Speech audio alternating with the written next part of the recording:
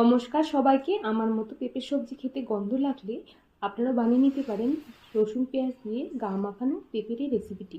আমি এখানে দুটো পেঁপে ভালো করে খোসা ছাড়িয়ে নিয়ে ডুমো করে কেটে নিয়েছিলাম। সর্ষের তেলে আমি দিয়ে দিয়েছি জিরে, শুকনো লঙ্কা এবং সামান্য লবণ, দিয়ে দিয়েছি ডুমো করে কেটে রাখা দুটো আলু। তারপর সামান্য হলুদ দিয়ে আমি আলুগুলোকে একটু ভেজে নিয়ে নিয়েছি। এখানে দিয়ে দেবো আমি এখানে ছোটো সাইজের একটু পেঁয়াজ থেতো করে, তারপরে একটু ভেজে নিয়ে দিয়ে দিয়েছি এখানে আমি রসুন থেতো এবং দিয়ে দিয়েছি সামান্য একটু আদা। এটাকে একটু ভালো করে কিছুক্ষণ নেড়ে চেড়ে দিয়ে দেবো এখানে আমি কেটে রাখা পেঁপেগুলোকে। তারপর এখানে সামান্য একটু জল দিয়ে কিছুক্ষণ নেড়ে চেড়ে এখানে দিয়ে দিয়েছি আমি টমেটো, কাঁচা লঙ্কা, দিয়ে দিয়েছি সামান্য হলুদ, দিয়ে দিয়েছি জিরের গুঁড়ো। তারপরে এখানে আমি সেদ্ধ হওয়ার জন্য জল দিয়ে দিয়েছি। আমি এখানে এর বাড়ি প্রথমে জল দিয়েছিলাম, শেষে আরও এক বাটি জল এবং লবণ দিয়ে এটাকে খুব ভালো করে সেদ্ধ করে নিয়ে একটু কষিয়ে নিয়ে নিয়েছি। খেতে ভালোই লাগবে, অবশ্যই ট্রাই করবেন। ধন্যবাদ সবাইকে ভিডিওটি দেখার জন্য। কেমন লাগলো অবশ্যই জানাবেন।